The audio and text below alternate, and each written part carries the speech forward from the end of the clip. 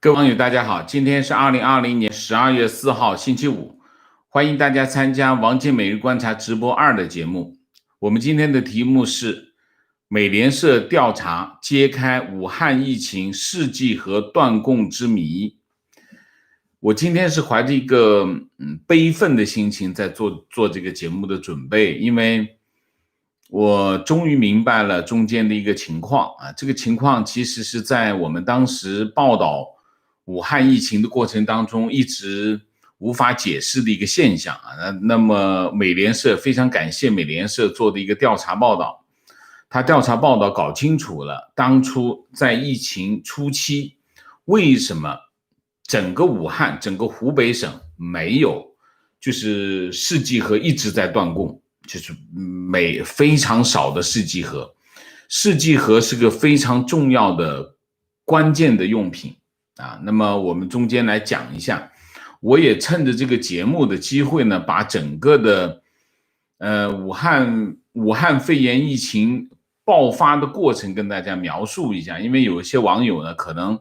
不是那么早跟进这个节目，所以他们可能没有那么清楚，而且我也要趁着这个机会把这个事情重新捋一遍的过程当中反击中共啊。中共现在完全翻脸不认人啊，就把自己包装的很好像什么制度优势啊，我就在这个过程中讲讲这个事情是怎么发生的，在这里面中共到底做了哪些伤天害理的事情啊？那么这些伤天害理的事情的后果都是一条一条鲜活的人命啊！我先讲讲这个情况啊，我快速的讲，因为我怕时间不够。12月份，去年的12月份，随着这个流感的季节，武汉出现了一些呼吸道的疾病的病人啊。那么有一些医生他们开始注意，而且意识到问题的严重性。然后12月27号，湖北省中西医结合医院呼吸和重症科的主任叫张继先，他接诊了一个有流感症状但是病因不明的发热病人，然后他就向医院上报啊，说有新型的传染病。中西医结合医院就上报了汉江疾控中心，然后武汉的这个疾控中心就开始进行针对性的病毒调查，这是12月2号的事情。到了12月30号啊，那么武汉市卫健委的一个内部通知就在网上流传啊。那么内部通知大家知道，现在的这个文件啊很容易传出来，因为手机很方便啊。那么这个文件说，这个武汉出现了不明原因的肺炎，和什么有关？和武汉华南海鲜市场有关，所以大家记住华南海鲜市场这个名字啊。同一天，吹哨人李文亮，就是武汉中心医院的医生李文亮，还有8个人啊，他们在微信上发布这个疫情的信息，提醒大家说，这个有类似 SARS 的病毒出现和传播啊。大家知道 SARS 是传染的啊。他还在微信群里面发布了华南水鲜海鲜市场确诊了7例SARS， 以及我们医院后湖院区急诊科隔离2段文字信息啊。这是12月30号。10月31号，武汉市卫健委首次发布病情通报，确认27例源于华南海鲜市场的病毒性肺炎病例啊。当时他们用的就是武汉肺炎啊。然后就从2019年的12月31号到2020年的1月3号，中国向世界卫生组织报告了44例病因不明的肺炎患者。1月1号，华南海鲜市场关停。1月3号，武汉市公安局通报8名网友因发布不实信息被训诫啊，训诫就是拿来骂你啊。其中就包括谁？李文亮啊。1月11号，武汉卫健委通报，共发现不明原因的肺炎病例44例，未发现明显人传人证据。同一天，新加坡宣布在机场对来自武汉的旅客进行体温测试。13号，一名武汉游客在泰国被确诊有这个新型冠状病毒肺炎，成为中国境外的首例确诊案例啊。1月11号到1月16号，湖北省召开人大政协会议。从11号到16号，湖北省卫健委没有公布任何确诊病例，就是为了这个会议啊。然后17号，等人大开完会以后，17号湖北省卫健委向国务院国家卫健委报告疫情，所以拖了整整多长时间？整整1个星期的时间啊，耽误了整整1个星期的时间。18号，武汉市卫健委通报4例新增病例啊，然后国家卫健委派出第2个高级别专家组，就是这个叫什么？就是钟南山啊，钟南山为组长的这个高级别专家组赴武汉考察。同一天，武汉市百步亭举行万家宴，这场宴会就是个灾难啊！1月20号，武汉市有136例确诊病例，这已经开始爆发，大规模爆发了啊！北京2例，深圳1例啊，这是武汉以外的首次报告病例啊。然后1月20号，钟南山在央视确认武汉肺炎人传人，有14名医护人员感染，他就在央视上说的啊。然后国家卫健委发布公告，宣布将新型冠状病毒肺炎纳入乙类传染病，按甲类防控啊。他说按乙类分类，但是按甲类防控。甲类防控的只有2个病，一个叫鼠疫，一个叫霍乱。也就是说，这个武汉肺炎疫情和鼠疫和霍乱的传播情况是类似的啊。然后1月21号，美国确诊第1例新冠病状肺炎啊，武汉肺炎病例啊，这是亚洲以来首例。然后当天台湾发现首宗武汉肺炎病例，当天，所以你就看共产党就是混账啊，混账的。当天湖北省举行这个团拜会，春节团拜会，湖北省委书记、省长参加，这是个非常大规模的一个活动啊，还在举行这个活动。然后到了1月23号，武汉封城啊，还有其他几个城市一起封城。武汉1月23号封城。23号，湖北省的传染病例上升到444例，新增8名死亡。同一天，浙江、广东、湖南启动1级响应，北京关闭庙会和旅游景点。那么这件事情我们后面我就不讲了，就是1月23号封城开始就进入另外一个阶段啊。那么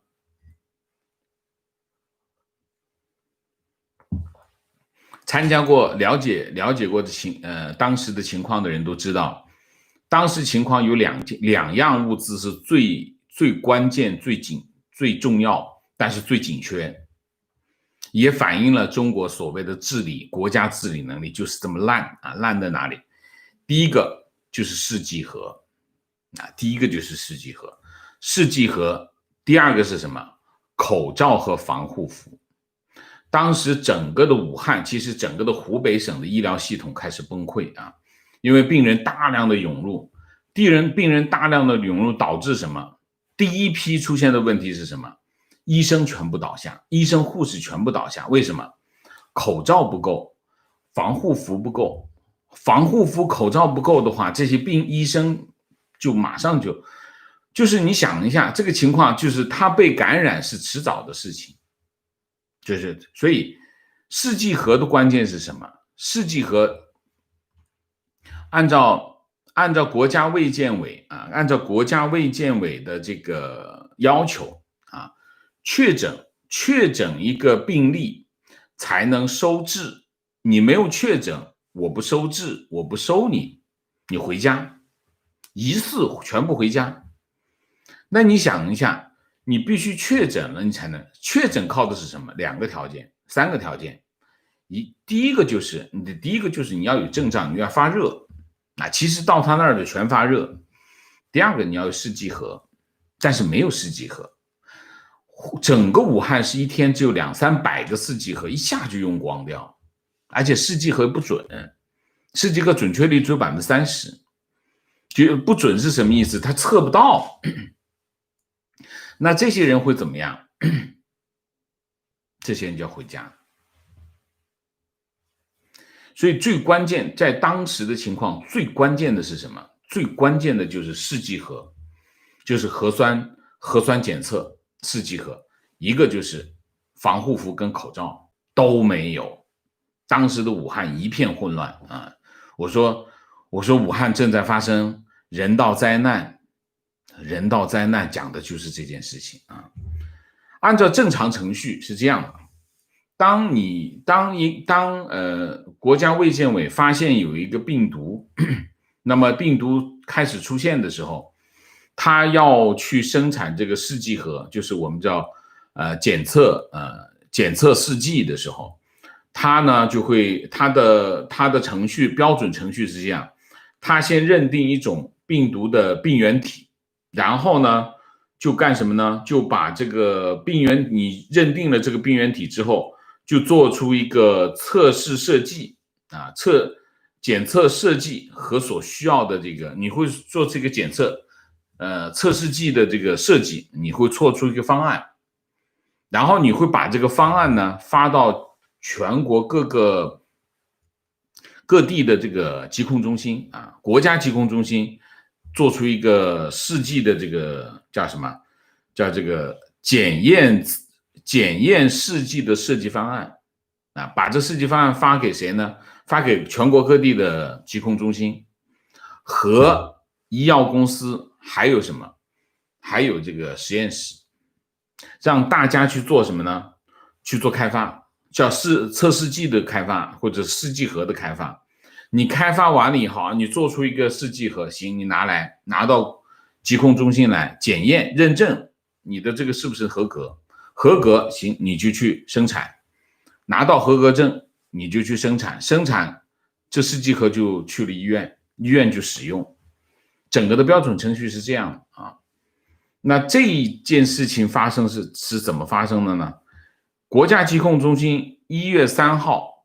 已经发现了新冠病毒的基因序列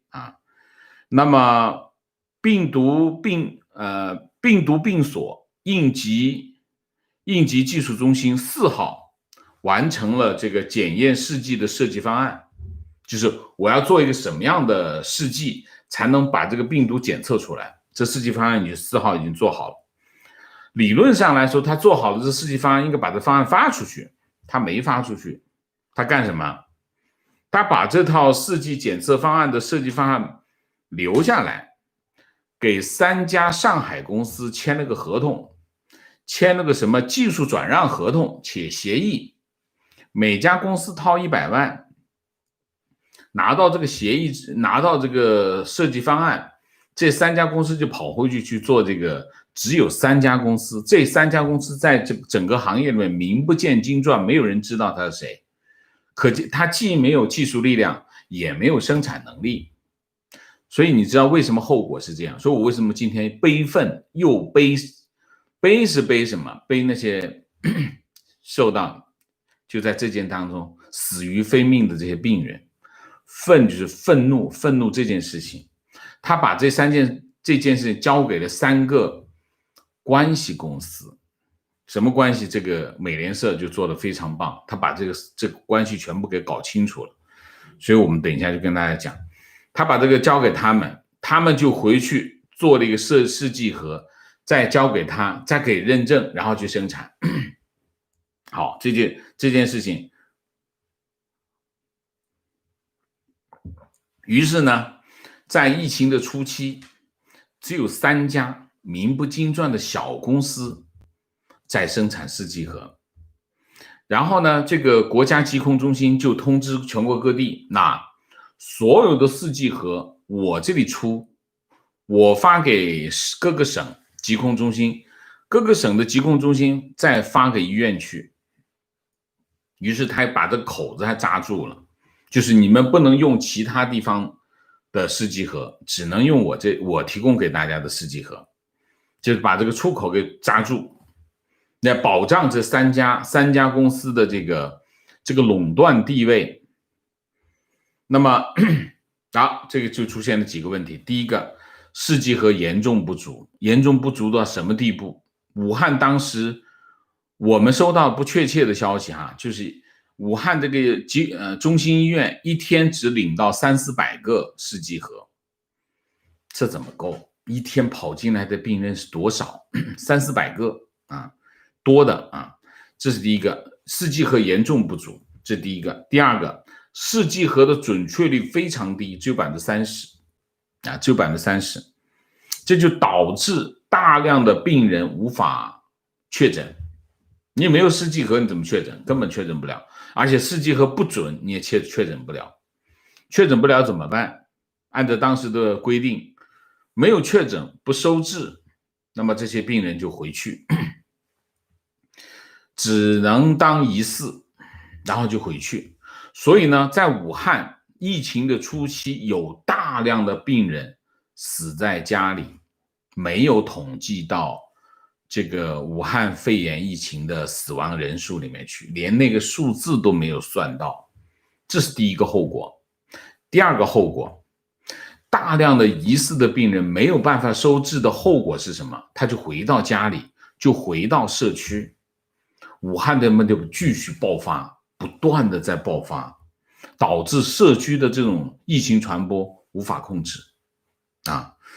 那么我们就讲讲美联社的调查。美联社做得很棒他调查这3家公司哪3家公司？第一个是中国医药集团下面的公司，子公司叫捷诺公司捷诺生物，还有另外2家公司，一个叫上海辉瑞生物，还有一个叫上海博捷医疗科技公司。那么他们3家分别向疾控中心支付了100万人民币。这100万到底是给了疾控中心还是给了疾控中心负责人不知道现在这个报道说不知道那么国家卫健委跟疾控中心保驾护航，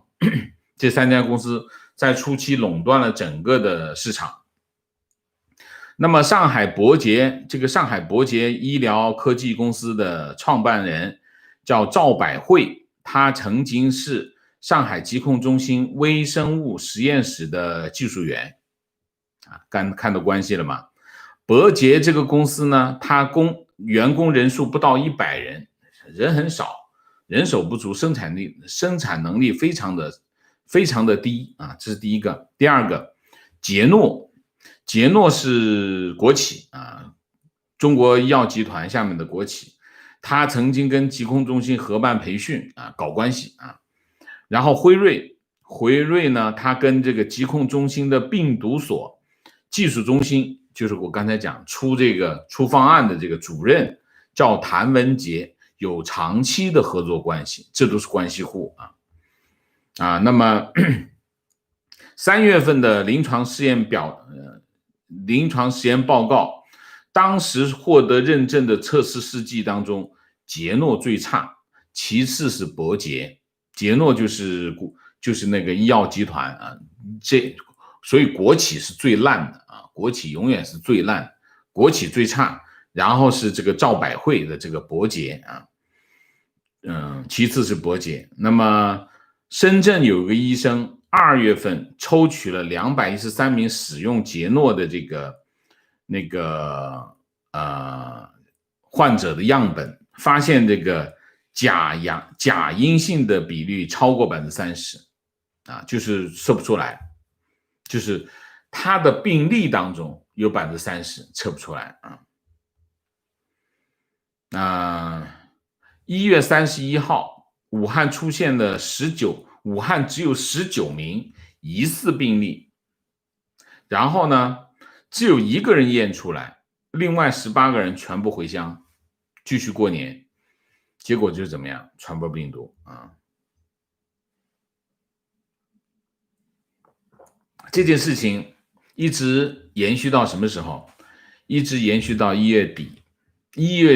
2月初，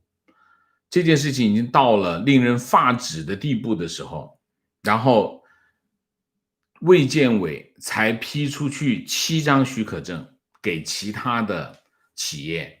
去生产这个试剂盒，其他的厂商才急救章稀里哗啦的就拿来生产出来的试剂盒也是急救章，准确率只有30%到50%，比那个稍微好一点，但是也好不到哪去。就是中国的试剂盒的水平就是这个水平，所以中共天天吹牛。你看在这件事情当中，你看第一个湖北省，先说湖北省，先说武汉市。武汉市出了这个情况之后，他没有及时报告，还去惩戒这个李文亮医生啊，看见没有？然后湖北省最混蛋的就是湖北省，为了他开两会，把整个的报告时间拖了6天时间。这6天时间发生了多少事情？有多少人跑？然后就是封城，封城的那一天，武汉封城怎么封城？上午通知，晚上封城，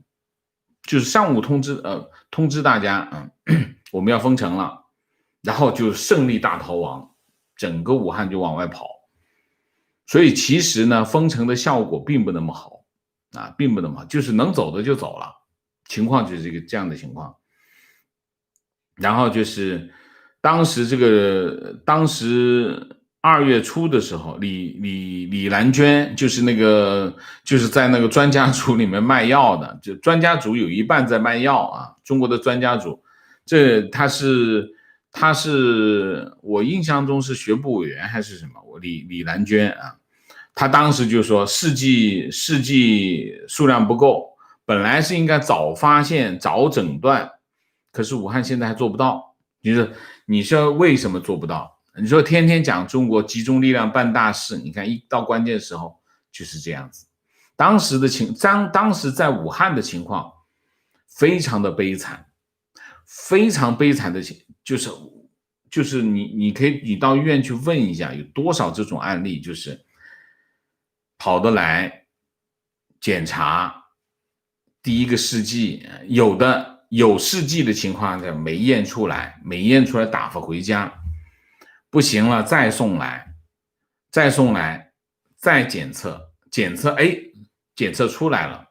人已经不行了。这种案例太多了。当然有更多的案例是什么？就是跑得来发了烧，跑得来觉得自己有状况，一看一到人山人海，这试剂盒根本没有。武汉的所有的医院，当时所有的医院已经处于崩溃状态，整个医疗系统崩溃了。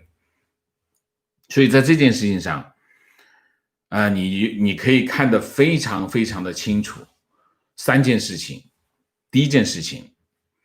中国官员的那种腐败、那种无能、那种无耻、没有底线。国家疾控中心居然为了这区300万啊，就把这么多，他们是流行病专家，他们很清楚在当地会发生什么情况。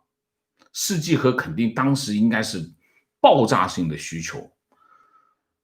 可是他把这个合同给了3家上海完全没有生产能力的企业，试剂盒严重不足。其实当时天天都是，我当时的情况是什么？我当时无法理解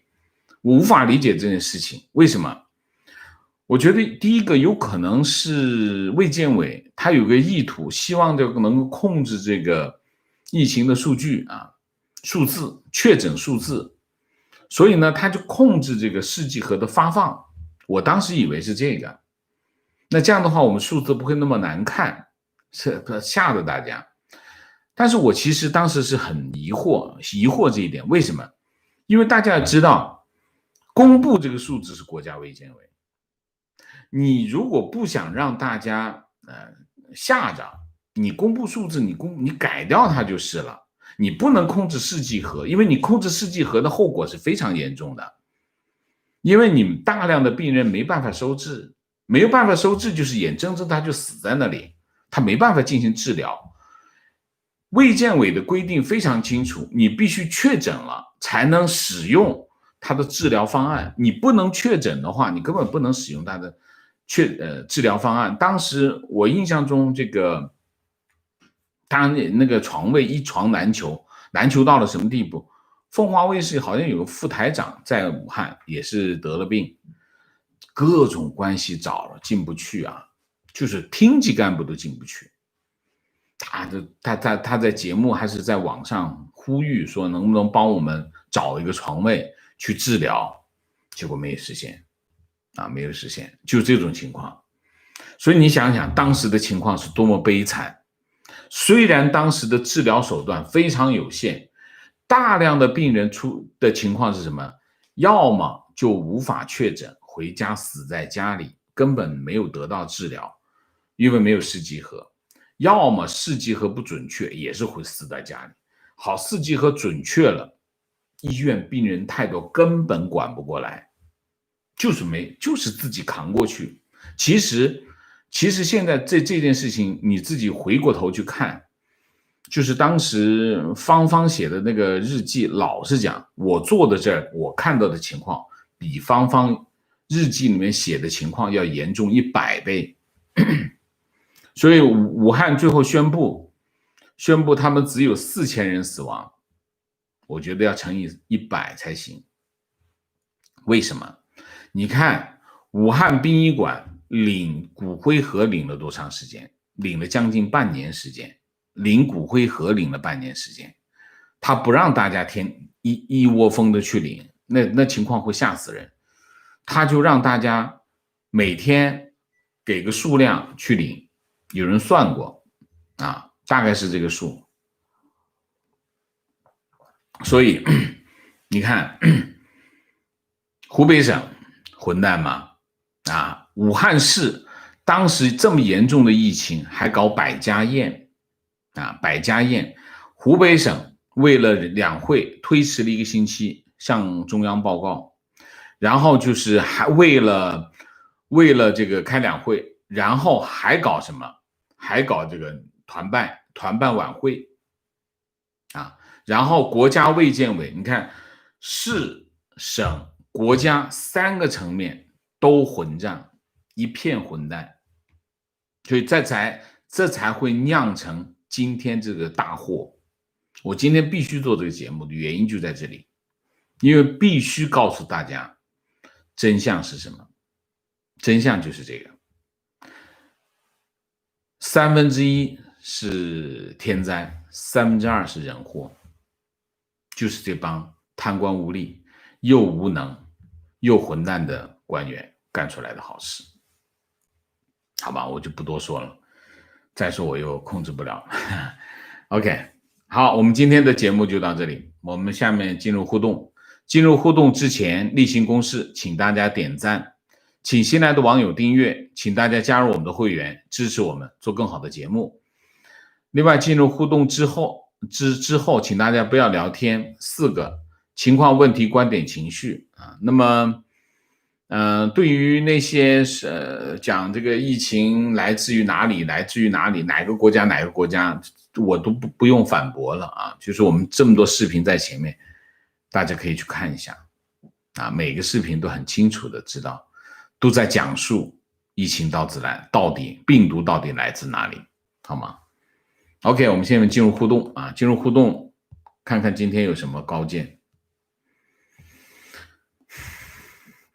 明谢倪胖，好久没有看直播了，王老师辛苦，老师加油啊！阮光能，谢谢。情况：河南农大一教授在一饭桌上喝了很多酒，向同宴会的参与者道出疫苗真相，国内免费的口蹄疫苗全是无效的假疫苗，道出了政府免费发的口蹄疫苗无效的内幕。我都说了，中国的疫苗90%以上都是假的，所有的国产疫苗90%以上都是假的，所以不必去打这些假疫苗，没有任何意义啊。情况，国内教育行业教师开始强制接种疫苗。情况，今天公布核聚变发电厂正式启用，核聚变与9章，这些都是下个世纪的黑科技。我越来越觉得这是政治宣传，而且他们不在乎外界质疑的声音，因为讲给墙内听的，好像大跃进运动。核聚变不就是核电站吗？你讲的是什么？我不知道核聚变，你讲的核聚变，核电站不就是核聚变产生发电吗？你说呢？观点，昨天瞄了一眼电视，播的是中科院介绍登月机器人展示国旗的小机构。我们这些搞机械机构的人来看，这根本不值得一提的小玩意儿。回想一下以前吹过的3D 打印技术，也是吹牛。3D 打印技术只是普通制造技术的一种，早就有了，也不是中国的创意。那当然不是中国的创意。观点，现在想想2月份的时间就像做梦一样，替国内的人着急，整夜睡不着，到处买口罩寄口罩。到了4月份，国内的朋友对美国那种幸灾乐祸对我伤害太大了。还有一个大学同学说现在打美国一定能灭美国，那个欢畅的笑声到现在忘不了。老实讲呢，后来国内的这些朋友的这种态度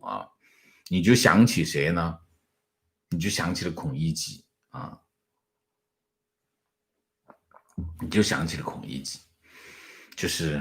你看的一个这样的人，他也很惨，但是他也很可恶就是这样的一个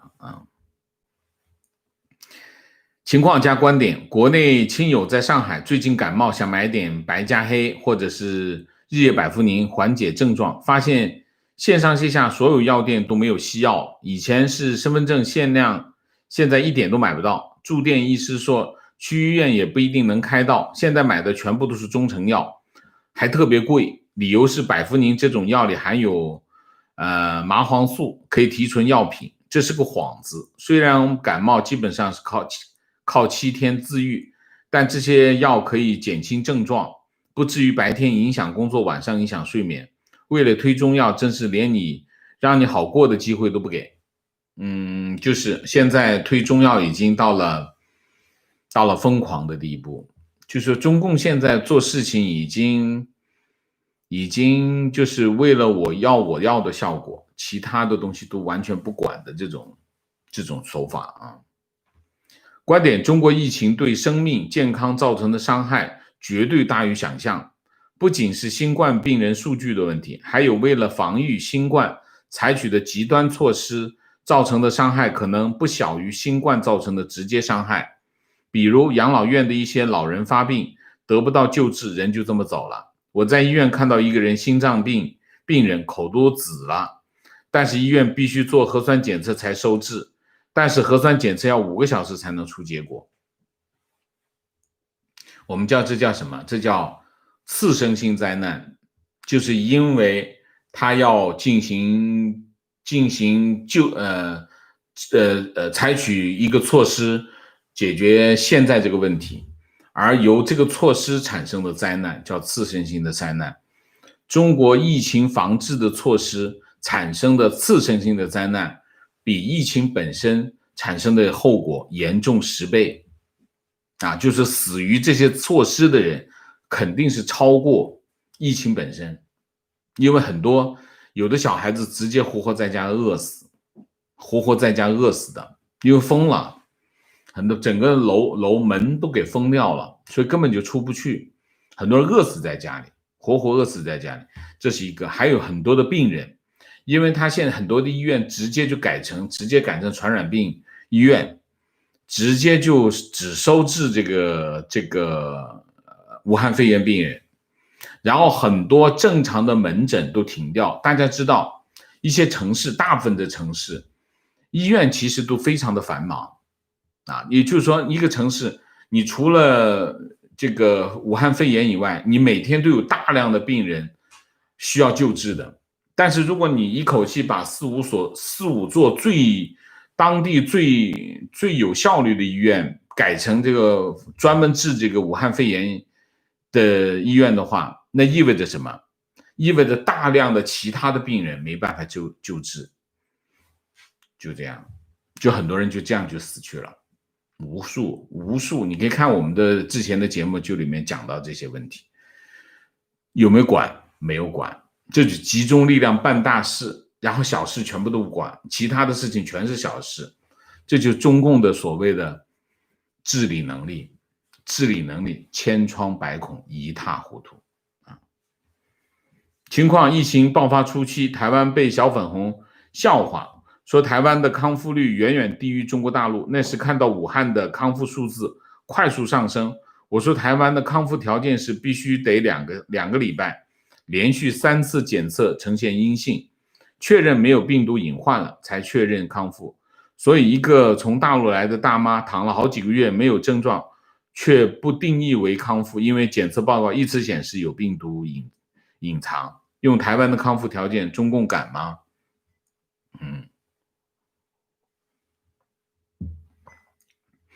情况：曾经在阳台上敲锣求救的女人，经芳芳日记披露后，得到及时救助。可是疫情过后，她反咬芳芳。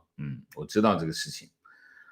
和这个割芳芳舌头的蛋壳女一丘之貉。情绪，中国人真不值得救当然，任何生命都值得救，救了再说，然后再去做他工作生命是有价值的提问：凤凰卫视旗下金融平台凤凰金融暴雷，7万家庭100亿资金无着落。王老师知道这个事吗？我不知道，你说的这个事情我不知道，我没有看到情况：我在墙内做医疗设备安装行业，我们公司上个月被政府部门罚款10万人民币，我们的同行业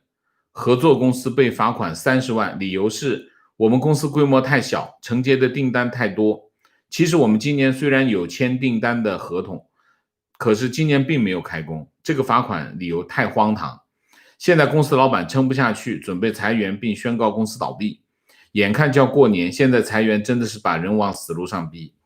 这也反映了很多医院日子不好过，没钱履行合同，政府也是疯了。对，我签订单太多，还要罚款吗？这是什么情况？我真的是。情况：我们朋友得的是五肺，死亡原因上写的哮喘，明明白白被灭掉真相。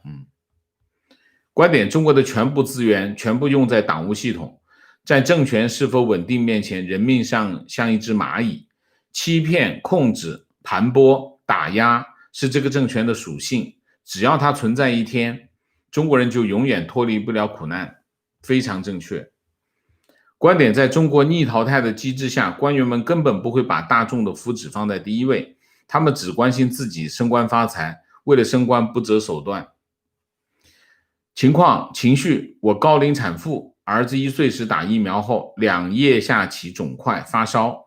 当时就对疫苗产生怀疑，孩子的病痛让我把目光投向海外，果断辞去了我们在名牌高校的教职，移民加拿大。所幸儿子后来还算健康的长大了，国内绝对不是孩子健康成长的乐园。非常正确。情况：武汉疫情，我认为根本不需要封城，日本至今为止只是呼吁减少外出聚集，行动上大家勤洗手、洗澡、戴口罩，室内通风加湿。目前日本1亿人口，死亡2400人，和流感的致死率真的差不多的水平，可见武汉当时的新冠已经传遍，才有那么多的死亡人数。政府耽误了最关键的预防时期。我觉得是这样，几个情况。第一个情况就是整个的政府，从武汉市政府到湖北省政府，完全没有把人民放在眼里就是疫情在传播的过程当中完全没有整整1个月的时间没有采取任何措施，整整1个月的时间，就从12月初、12月中吧，就12月中其实已经知道，其实武汉他们全部都知道发生什么事情。12月中一直到1月中1月23号这1个多月的时间，武汉市、湖北省他们明明知道在发生什么事，他们没有采取任何措施。我讲任何措施是任何疫情防控措施，没有通知大家，没有告诉大家，什么事情都没有讲。就共产党经常干这种事情，这伤天害理。有疫情发生不告诉大家，他们是知道的。然后当疫情真正爆发的时候，又束手无策，没有办法，一群蠢货，就是没有能力，就是不靠谱，就是直接拿什么？拿当年北京的那个方案，就是王岐山的方案，就是封城，封一个楼道一个楼道封起来，不让大家出门，然后很多人就饿死在里头，就是这样啊。所以这是你很难用一个词来形容这个现象啊，就是说根本的原因是什么？根本的原因就是这个政权既腐败又无能，现在再加一个又无耻，他现在就不认账，完全不认账。好在互联网是有记忆的不认账啊。情况坐标加拿大，因为读加拿大医学院被学院要求提供过往注射疫苗的记录。我因为从小接种记录在中国无法获得，就在加拿大做了各种疫苗抗体检测，结果除了结核测试有反应，其他百日咳、破伤风、麻疹、腮腺炎全部没有抗体，于是在加拿大重新接种一样的问题，是这样是这样的，中国的疫苗全是假的，全是骗人。所以其实我们可以通过这次好好的认真的了解一下中国的这个疫苗这个行业这个产业充满了什么，充满了这种欺骗，真正的反映了2件事：中国的商人没有底线，就是无耻挣钱，然后中国政府更没有底线，他应该守住底线的。你看 FDA 7000页的数据报告要看完，去做一个决定，这个药到底安不安全？中国有吗？中国的官员会干什么？刚才我讲，为了300万，区300万，死了多少人？你说死的人无计其数，而且会死这么多人，他们知道吗？他们是知道的。为什么？这些人都是流行病专家，他知道这种级别的传染病，它爆发的时候会是什么情况。可是这三家公司的产能，他会不知道吗？但是一扭脖子过去了。情况，日本的小孩生下来就按月龄打疫苗，打过的疫苗把疫苗试剂的序列撕下来贴在孩子的拇指手杖上，医院也有记录，一旦疫苗有问题，马上知道哪个疫苗是打给了哪个孩子。就是你的方法多了去了，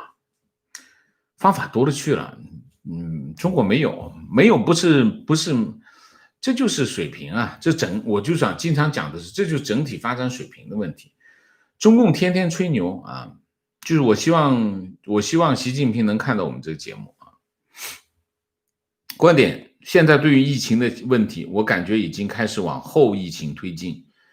有许多之前被检测出的，或者是被隔离的人，以及被治愈的人，他们没事后回到家却被邻里、村里甚至家人歧视排挤。我是有同事说，他们村里就有一村人堵着不让他们出门，所以有这种想法。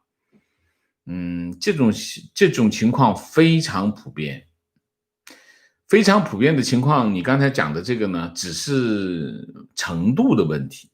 其实真正的悲剧是什么？其实真正的悲剧就是武汉封城前后，其实有一大票武汉人甚至湖北人，